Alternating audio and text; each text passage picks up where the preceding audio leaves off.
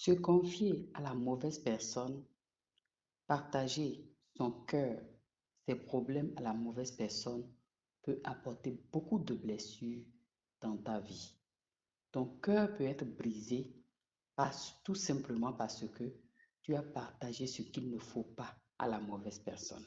Je suis Madame Barry pour te servir et chaque jeudi à partir de 18h30, nous abordons cette émission pour nous encourager, pour nous permettre de pouvoir être guéris de toute forme de blessure et cela est possible lorsque nous avons la connaissance, lorsque nous savons faire la part des choses. La Bible est très claire. En tant qu'enfants de Dieu, parfois nous mélangeons tout. Parfois nous ne discernons pas les choses et nous ne plaçons pas les choses à leur place. Le royaume de Dieu, c'est de l'ordre. Et pour mettre de l'ordre dans sa propre vie, dans sa famille, dans sa relation, c'est très important de ne pas mélanger les pétales. La Bible dit dans le livre de 2 Rois, chapitre 4, versets 23 et 24, et il dit, pourquoi veux-tu aller aujourd'hui vers lui? Ce n'est ni la nouvelle lune, ni sabbat. Elle répondit, tout va bien. Puis elle fit sceller l'ânesse et dit à son serviteur, mène et pars, ne t'arrête pas en route sans que je ne te le dise. Nous voyons cette histoire de cette femme distinguée. La Bible dit dans le verset 8 que c'est une femme qui est distinguée. Aujourd'hui, nous avons de moins en moins des femmes distinguées dans nos familles. Et lorsqu'il n'y a pas une femme distinguée, c'est compliqué de pouvoir faire la part des choses et cela cause beaucoup de blessures dans les familles. Pourquoi? Cette femme, elle est vraiment une femme distinguée. Dans le livre de Rois chapitre 4, verset 8, la Bible nous dit clairement que c'est une femme distinguée. Et lorsqu'elle a vu le prophète, elle a parlé à son mari et le prophète a été véritablement accueilli dans leur famille. Mais plus tard, Dieu a béni cette femme avec un fils. Et la Bible dit clairement qu'un jour, son fils était parti au champ vers son père et il avait commencé là-bas les maux de tête. Il a été renvoyé par le monsieur vers la femme distinguée à la maison. Et quand le fils est venu, à un moment donné, l'enfant avait tellement les maux de tête jusqu'à ce que l'enfant est décédé. Mais cette femme, avec la sagesse qu'elle a, elle a dû demander à son mari de lui envoyer son serviteur pour qu'elle puisse véritablement aller voir le prophète. Mais elle n'est pas rentrée dans les détails, même pour son mari. Et quand le serviteur est venu, la Bible dit dans le livre de versets de Rois chapitre 4, verset 24 que elle a dit au serviteur, ne t'arrête pas si je ne te le dis. Vous voyez, cette femme a été tellement discrète. C'est une femme distinguée jusqu'au point où elle est vraiment spirituelle d'abord. Le papa de ce garçon-là n'a pu faire rien du tout pour l'enfant quand l'enfant était malade. Mais cette femme a dû gérer l'enfant. Mais à un moment donné, l'enfant est décédé. Et quand l'enfant est décédé, elle a pris son temps d'aller vers le prophète. Et en partant vers le prophète, elle a dit à son serviteur de ne pas s'arrêter en route et de véritablement suivre ses ordres jusqu'à le lieu qu'elle a prévu. Qu'est-ce que je veux dire par là? Parfois, nous parlons beaucoup dans nos familles des choses personnelles, des choses qui ne concernent pas les gens à qui nous partageons, et après cela amène beaucoup de blessures. Est-ce que tu es obligé de partager tes problèmes avec ta servante? Est-ce que tu es obligé de partager les défis de ton travail, de ton mariage avec ta servante? Aujourd'hui, il y a tellement de mélanges, beaucoup de blessures qui sont dues à ces partages mal placés. Parfois, il y a d'autres personnes, des belles-sœurs, des beaux-frères dans les familles qui ne respectent plus la femme que leur frère a amenée dans la famille. Pourquoi? Parce qu'il y a eu des histoires qu'on a racontées qui ne devraient pas.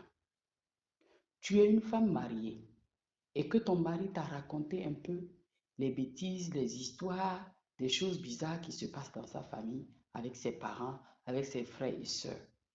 Écoute-moi bien. Si tu es une femme distinguée, une femme intelligente, tu dois utiliser ces histoires que tu as entendues avec beaucoup de sagesse. Beaucoup de femmes ne respectent plus leur belle-sœur, leur beau-frère, tout simplement parce qu'ils ont entendu des histoires négatives, des bêtises, des choses qui sont passées dans la vie de ces derniers-là par la bouche de leur propre mari ou bien par la bouche de leur propre femme. Vous voyez, dans chaque famille, il y a des défis. Et dans chacune de nos vies, nous avons nos passés, nous avons nos défis, nous avons nos challenges, nous avons nos histoires. Mais lorsque vous commencez à raconter la vie passée négative de vos proches à votre conjoint ou bien à vos bonnes, à vos chauffeurs, à vos domestiques, cela peut amener beaucoup de conflits, beaucoup de blessures, de méfiance et des doutes dans la vie des gens, des membres de vos familles. Il faut partager les choses à qui de droit. Il y a de ces choses-là. Il y en a même des mamans qui prennent leurs enfants comme des amis, des confidents, qui racontent tout ce qui se passe. Les blessures qu'ils ont eues avec le papa de l'enfant, l'histoire qui s'est passée avec l'enfant à sa naissance, comment son papa les a abandonnés, comment est-ce que, oui, son papa n'est pas responsable, il ne paye pas le loyer, il ne fait pas ceci. Votre enfant n'est pas votre ami. Votre enfant n'a pas cette maturité de gérer ce que vous êtes en train de lui raconter.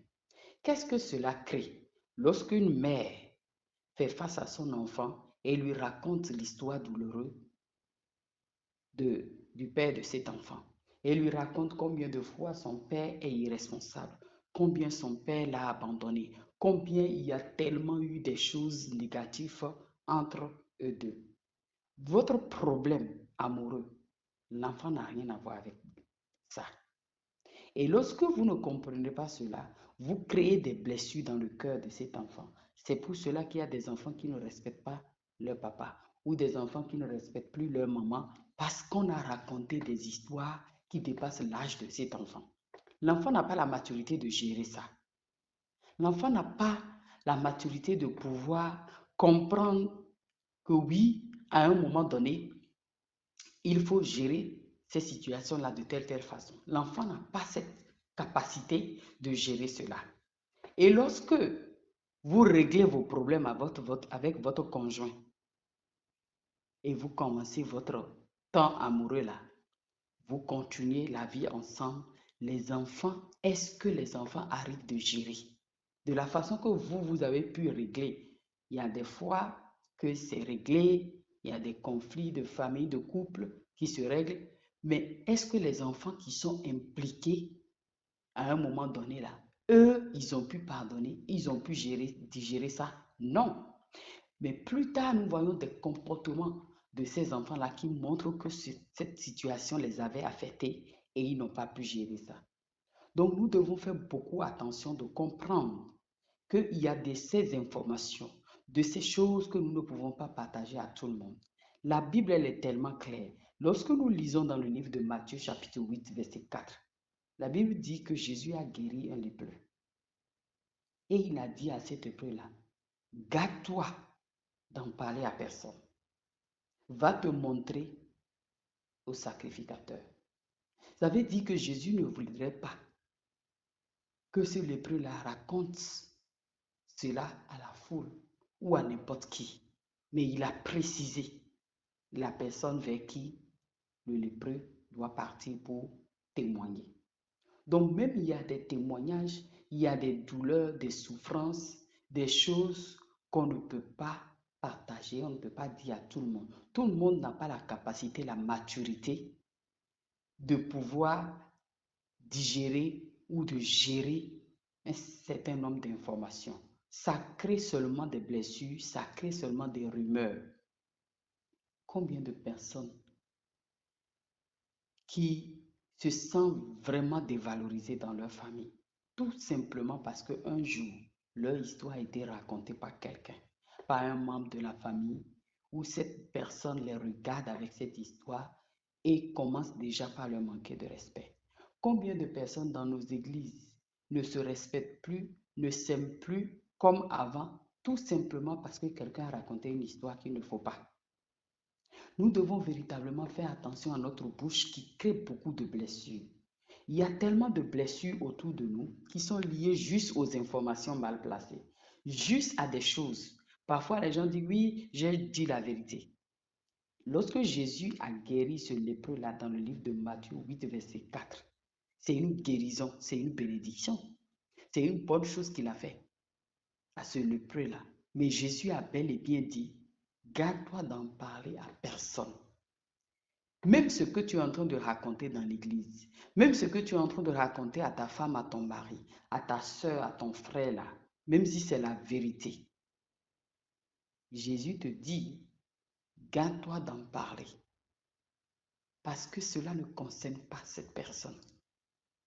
Nous devons apprendre à rentrer dans cette logique-là, dans la maturité au point où nous essayons de pouvoir aider les gens à éviter les blessures, à éviter les conflits, à éviter des choses qui peuvent amener beaucoup de problèmes dans nos familles.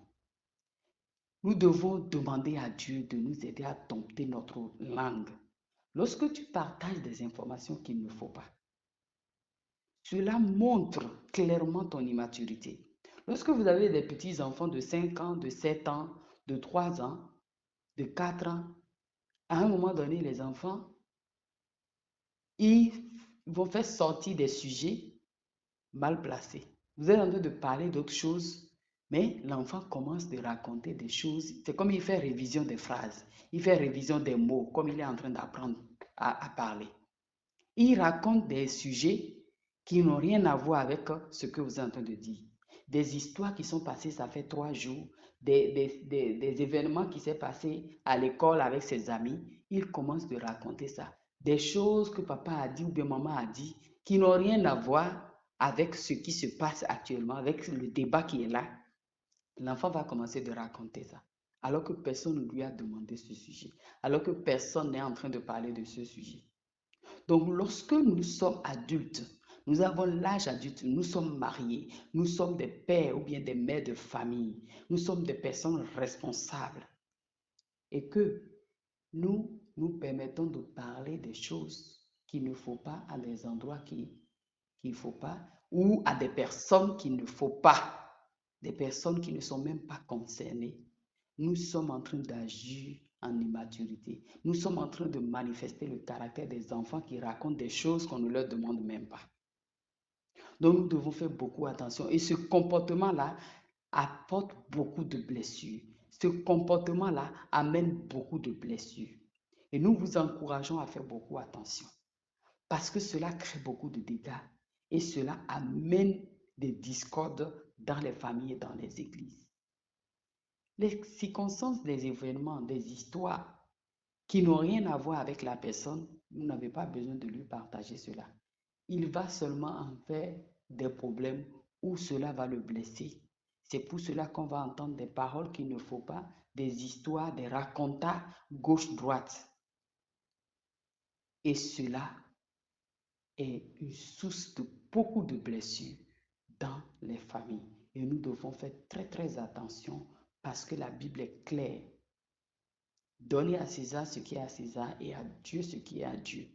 Et lorsque nous permettons de raconter des histoires qu'il ne faut pas à des personnes qu'il ne faut pas, quand toi tu es amoureux d'une fille, qu'est-ce que ça a à faire avec ta grande sœur qui n'est pas restée en mariage, qui est retournée en famille?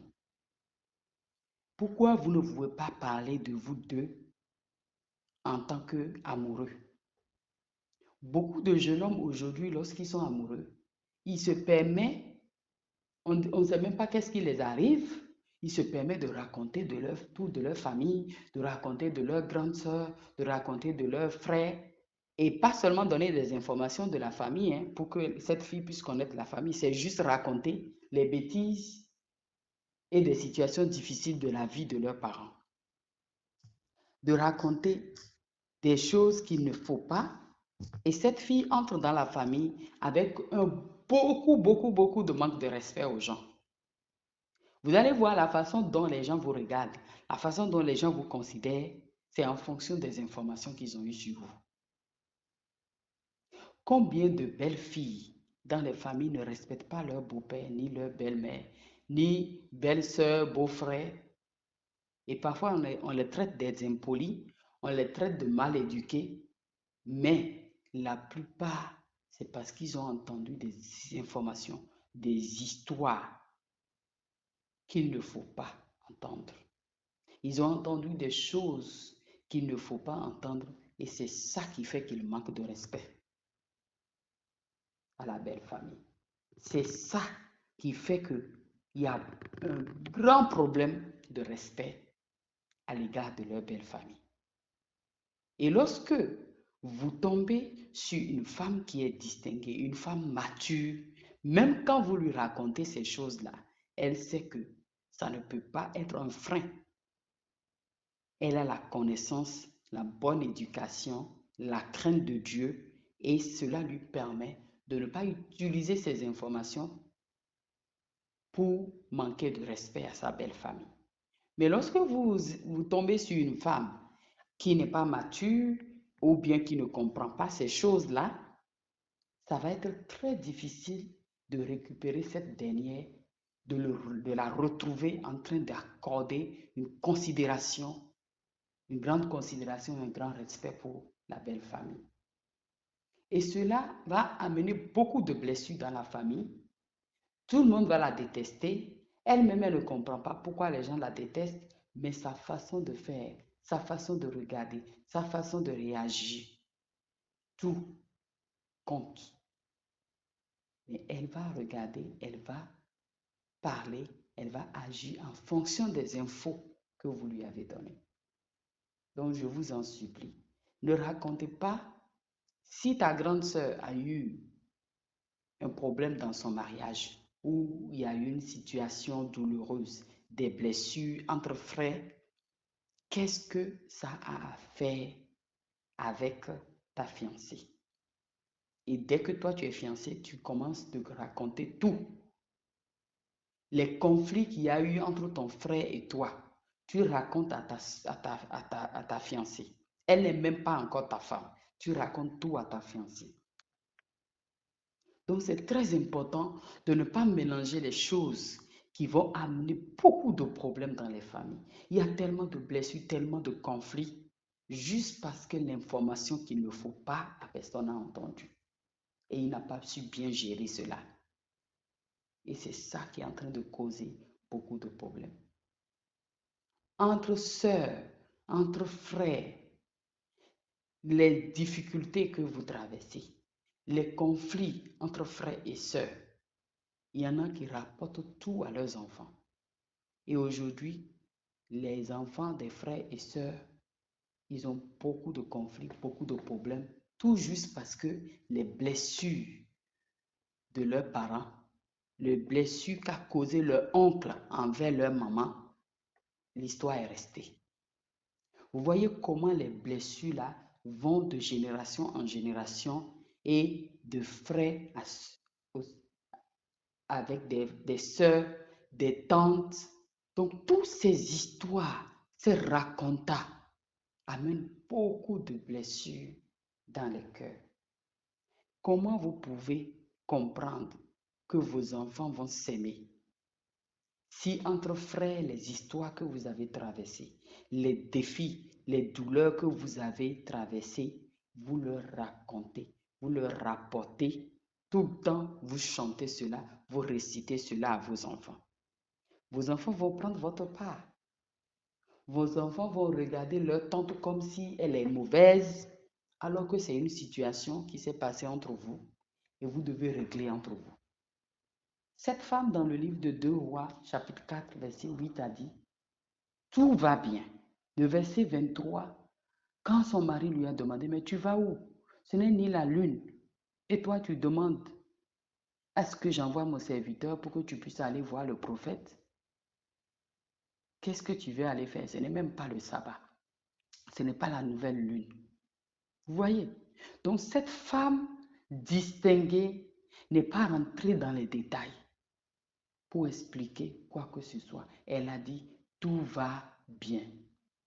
Donc, chères sœurs, chers frères, lorsque vous avez des différences, des conflits avec votre conjoint, avec votre mari, votre femme, faites tout pour épargner les enfants. Dites-leur tout va bien. Parce que lorsque vous racontez, les enfants ne sont pas vos amis. Ils ne sont pas votre juge. Lorsque vous racontez tout, les faiblesses de votre conjoint aux enfants, le jour où vous allez vous réconcilier, les enfants ne comprendront pas ça. Ils vont les garder pour toujours. Et cette situation va faire que les enfants vont manquer de respect à leurs parents. Ils vont manquer du respect. Et cela parfois fait que les enfants ont peur de se marier parce qu'ils se disent, si mon père traite ma mère de la sorte et que cela reste sans cachette, cela reste indifférent, cela reste impuni, ça veut dire que les hommes sont comme ça, je ne vais pas me marier. Beaucoup de filles pensent de la sorte à cause des infos négatives que les mamans leur racontent. Beaucoup de cousins, cousines n'ont aucun problème.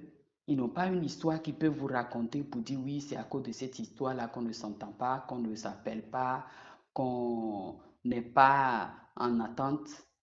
Mais c'est juste à cause des histoires qui s'est passées entre les parents, les deux parents, qui a été racontée, qui a fait ces enfants-là. Et jusqu'à maintenant, ces enfants sont incapables de s'aimer, ils sont incapables de vivre la paix entre cousins et cousines, tout simplement parce que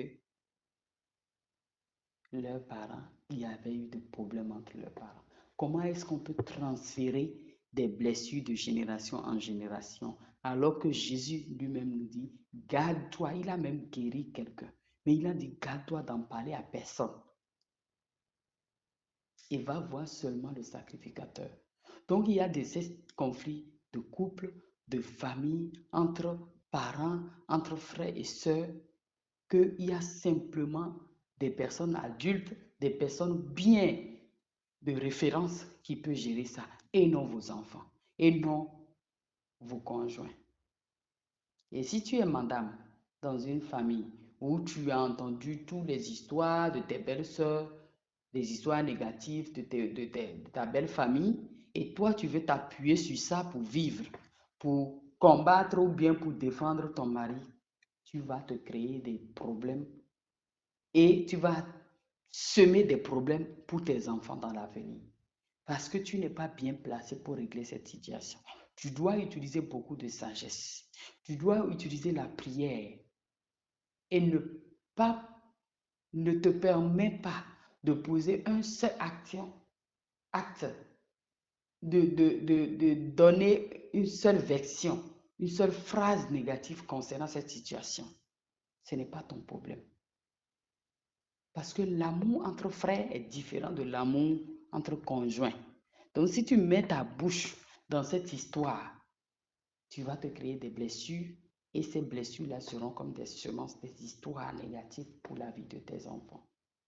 Donc c'est très important de raconter les choses qu'il faut à des personnes qu'il faut.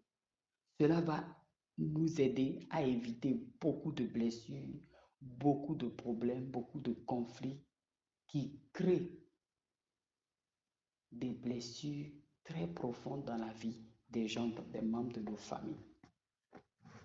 Et nous sommes là chaque jeudi pour vous encourager, pour vous permettre de comprendre que les informations mal placées, les informations mal gérées, des confidences qui ne sont pas à la personne acquis de droit peuvent créer beaucoup de blessures. Oui, beaucoup de personnes se découragent lorsqu'ils voient leur conjoint avec la domestique. Mais c'est parce que, parfois, c'est parce que tous les petits problèmes que vit le couple, la domestique est au courant. Et lorsque la domestique est au courant, il arrivera des moments de faiblesse où elle va profiter de ça pour faire des chantages. Pourquoi ton chauffeur est obligé de comprendre tes problèmes de couple? Pourquoi ton chauffeur est obligé de comprendre les défis que tu traverses dans ton travail. Il n'est pas obligé de comprendre ça. Il est chauffeur, point. Il n'est pas un conseiller conjugal pour que tu lui racontes tous tes soucis de couple.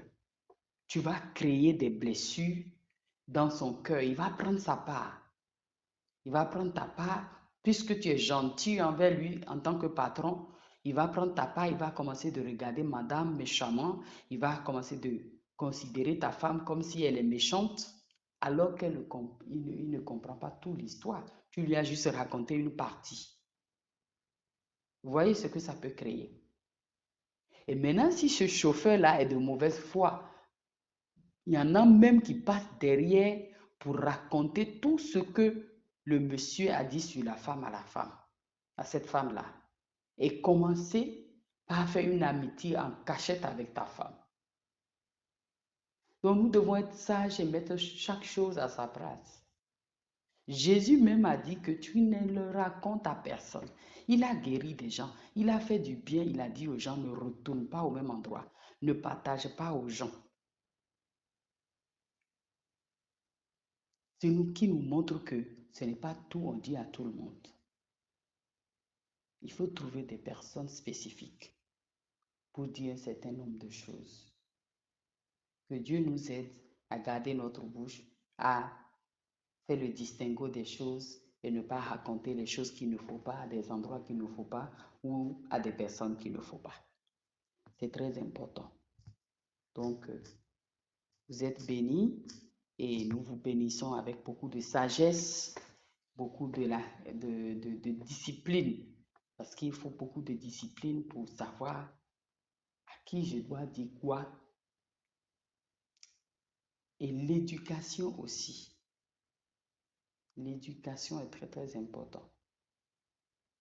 Lorsque déjà les enfants commencent à raconter un certain nombre de sujets à des personnes qu'il ne faut pas, en même temps, il faut corriger cela. Sinon, si l'enfant grandit avec ça, il va raconter tout partout et quand il ne le faut pas. Plusieurs fois, Jésus a réprimandé les gens. Plusieurs fois, les gens lui ont posé la question, mais il a répondu autre chose. Ce qui m'étonne beaucoup plus dans la Bible, il y a des endroits où on a posé des questions à Jésus, mais il n'a même pas répondu à la question qu'on lui a posée. Il a posé encore d'autres questions. Pour dire quoi? Pour dire qu'il n'est pas obligé de répondre tout. Pour nous montrer qu'on n'est pas obligé de répondre tout. Parfois, on peut répondre une question par une autre question ou rester silencieux ou reporter la question, la réponse pour plus tard. Ce qui nous permet d'avoir le temps de réfléchir, ce qui nous permet d'avoir le temps de trouver un environnement qu'il faut, propice, pour pouvoir partager un certain nombre de choses. Il y a de ces informations douloureuses qu'on ne raconte pas à tout le monde pour ne pas créer d'autres blessures. Il a fait ça, il a dit ça, il n'a pas fait ça, il a fait ça. Toutes ces choses, est-ce qu'on t'a demandé? Est-ce que tu es la personne bien placée? Il y a un proverbe africain qui dit que quand la tête est là, le genou ne porte pas chapeau. Parfois, il y a des informations dans les familles que toi, tu n'es pas placé de le raconter. Tu n'es pas bien placé pour le dire. Laisse la personne concernée raconter. Si c'est des choses qui la concernent et que la personne est là, la personne a une bouche. Que ce soit lui-même qui raconte de sa propre bouche. Lorsqu'une sœur, quelqu'un te raconte quelque chose de sa vie, tu n'es pas obligé de le dire quelque part. S'il veut témoigner de sa vie ou partager lui-même, il le fera. Mais tu ne serais pas le porte-parole parce que quand il t'a dit, il ne t'a pas donné l'information pour dire, oui, il faut aller raconter à tout le monde mon témoignage. Non, laisse-le lui-même prendre la responsabilité de le faire quand il le veut. Et nous allons éviter beaucoup de blessures. Nous allons rester dans la logique de Jésus qui dit, ne le dis à personne. Ne le dis à personne. Notre langue, nous devons vraiment garder notre langue pour éviter beaucoup de blessures. Parce que nous créons inconsciemment parfois avec des informations mal placées, des informations à des personnes qu'il ne faut pas, nous créons beaucoup de blessures. Que l'Éternel guérit les cœurs brisés et qu'il nous donne la grâce de dompter notre langue au nom de Jésus.